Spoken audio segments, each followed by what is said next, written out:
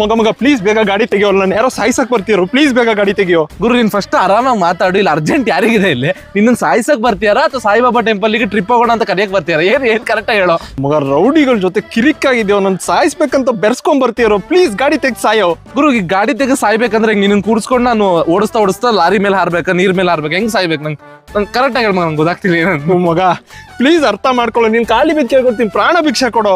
ಮಗ ನಿನ್ ಲೆವೆಲ್ಲೇ ಬೇರೆ, ನೀನ್ ನನ್ ಕಾಲಿಗೆ ಬೀಳ್ತಿದ್ಯಾ ಅಂದ್ರೆ ಏನೋ ದೊಡ್ಡದಾಗೆ ಆಗಿರುತ್ತೆ. ಅದೇನಂತ ಕರೆಕ್ಟ್ ಎಕ್ಸ್ಪ್ಲೇನ್ ಮಾಡು ಮಗ. ನಂಗೆ ಕನ್ಫ್ಯೂಷನ್ ಕೆಲಸ ಮಾಡಿದ್ರೆ ಆಗಲ್ಲ, ಅಂದ್ರೆ ಆನ್ಸೈಟಿ ಅಟ್ಯಾಕ್ ಆಗಿ ಕೈ ನಡುಗುತ್ತೆ. ನೀನ್ ಏನಂತ ಎಕ್ಸ್ಪ್ಲೇನ್ ಮಾಡು, ಪರ್ಫೆಕ್ಷನ್ ಅಲ್ಲಿ ಮಾಡ್ತೀನಿ ಕೆಲಸ. ನನ್ನ ಹೆಣ ಬೀಳೋವರೆಗೂ ನನ್ನ ಮಗನಿಗೆ ಸಮಾಧಾನ ಇಲ್ಲ. ನೀವು ಬಂದು ಬಿಟ್ರು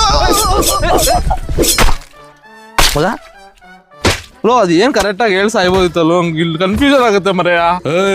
ಈ ವಿಷಯ ಹೊರಗಡೆ ಎಲ್ಲಾದ್ರೂ ಹೇಳ್ದೆ ಅನ್ಕೋ, ನಿನ್ ಕತೆನೂ ಮುಗಿಸ್ಬಿಡ್ತೀನಿ. ಅಣ್ಣ ನೀವೇನ್ ಮಾತಾಡ್ತೀರಾ ಕರೆಕ್ಟ್ ಆಗಿ ಮಾತಾಡಿ ಅಣ್ಣ, ಕನ್ಫ್ಯೂಸ್ ಮಾಡ್ಬೇಡಿ ನಂಗೆ. ಈಗ ನನ್ನನ್ನು ಮುಗಿಸ್ತೀನಿ ಅಂದ್ರೆ ನಾನೇನ್ ಪುಸ್ತಕನ ಇಲ್ಲ ಊಟನ ಮುಗ್ಸಕ್ಕೆ? ಓಕೆ, ಈಗ ನನ್ನ ಅಂದ್ರೆ ನನ್ನನ್ನು ಕೊಲೆ ಮಾಡ್ತೀರಾ ಅಥವಾ ಚರ್ಚಲ್ಲಿ ಬಿಳಿ ಬಟ್ಟೆ ಹಾಕೊಂಡಿರ್ತಾರಲ್ಲ ನನ್ನಂತ ಅವ್ರನ್ನ ಕೊಲೆ ಮಾಡ್ತೀರಾ? ನೀವ್ ಏನಂತ ಹೇಳಿ ನಂಗೆ ಇಲ್ಲಿ ಹುಳ ಬಿಟ್ಟು ಹೋಗ್ಬೇಡಿ. ನೀವು ಕರೆಕ್ಟ್ ಮಾತು ಕರೆಕ್ಟ್